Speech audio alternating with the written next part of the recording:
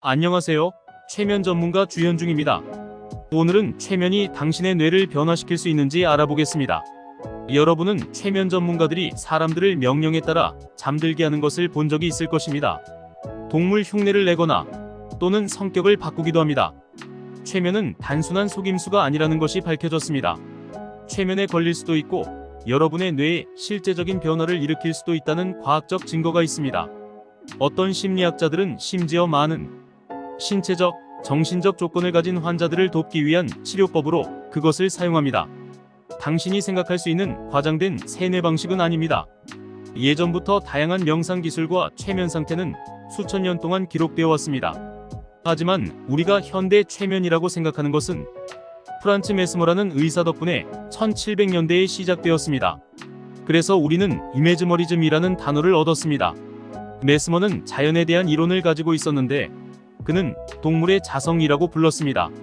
그는 보이지 않는 자성 유체가 살아있는 생물체를 통해 흐른다고 생각했습니다. 그리고 그는 그 흐름을 조절함으로써 모든 종류의 질병을 치료할 수 있다고 주장했습니다. 희미한 불빛, 천상의 음악, 자석, 현란한 손동작을 사용하여 메스머는 최면 상태를 유도했습니다. 그의 고객들 중 일부에서 그리고 이 보이지 않는 액체의 균형을 잡으려고 노력했습니다. 메스머의 환자들 중 일부는 그의 치료 후에 건강해졌습니다. 또한 1800년대 중반에 외과 의사 제임스 브레이드가 이 잠재적 치료법을 연구하기 시작했습니다. 그는 그것을 묘사하기 위해 그리스어로부터 히프노서스 최면이라는 단어를 만들었습니다. 최면 상태가 수면과 비슷하다고 생각했기 때문입니다. 요즘 임상심리학자들은 최면이 단지 졸린 것처럼 보인다고 생각합니다. 명상과 비슷한 집중된 심리 상태일 때 말입니다. TV에서 볼 수 있는 현란한 최면과는 달리 임상 최면은 아주 간단합니다. 집중력이 중요합니다. 그래서 최면은 보통 희미하고 조용한 방에서 일어납니다. 때때로 부드러운 음악이 재생되지만 목표는 모든 방해물을 제거하는 것입니다. 최면 전문가는 부드럽게 말하고 고객이 무언가에 주의를 집중하도록 격려합니다. 시계를 달랑달랑 걸어놓고 휴식 운동을 시키는 것처럼 말입니다. 결국 그들은 초점이 완화된 상태에 도달할 것입니다. 그 말은 그들이 차분하고 집중적이며 암시에 더 개방적이라는 것을 의미합니다. 그런 식으로 최면술사들은 그들의 고객들을 다른 시각화나 지시를 통해 안내할 수 있습니다. 최면 요법의 목적에 따라 다릅니다. 임상심리학자들은 이 편안하고 집중적인 상태가 최면술의 목표라는 것에 동의합니다.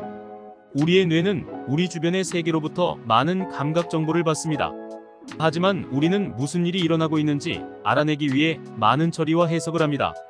하향식 처리의 개념은 기억과 가정에서 기대하는 것이 최고 수준의 정보는 당신이 감각으로 인식하는 것에 큰 영향을 미칠 수 있습니다. 예를 들어보겠습니다. 한 그룹의 연구원들은 사람들에게 그들이 비싸다고 생각하는 와인을 마시게 했습니다. 그리고 그들이 싸다고 생각했던 와인, 그것들은 사실 같은 와인이었지만 사람들은 비싼 와인을 더 즐겼다고 말했습니다. 아마도 그들이 그것이 더 맛있기를 기대했기 때문일 것입니다. 그뿐만 아니라 그들의 뇌의 쾌락을 처리하는 부분이 더 활발해졌습니다. 이러한 현상을 하향식 처리는 또한 플라시보 효과를 설명합니다. 만약 의사가 당신에게 약을 주고 그것이 당신의 기분을 나아지게 할 것이라고 말한다면 당신은 아마 그렇다고 말할 것입니다. 비록 그 알약이 실제로 설탕으로 만들어졌다고 할지라도 기본적으로 이것은 최면에 걸린 사람이 암시에 더 개방적이기 때문에 그들의 기대는 왜곡되거나 그들이 세상을 인식하는 방식을 바꿀 수 있습니다.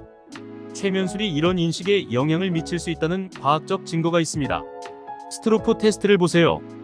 여기서 빨강, 초록, 파랑과 같은 색을 설명하는 단어들을 많이 볼 수 있습니다. 하지만 인쇄된 단어를 읽는 대신 여러분은 그 단어가 인쇄된 잉크의 색을 말해야 합니다.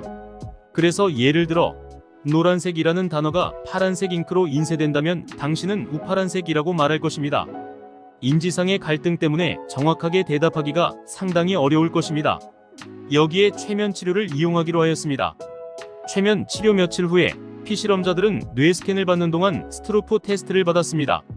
그리고 고도로 최면에 잘 걸리는 사람들은 아마 그 제안을 더 잘 받아들였을 겁니다. 단어의 색을 고르는데 더 빠르고 정확했습니다.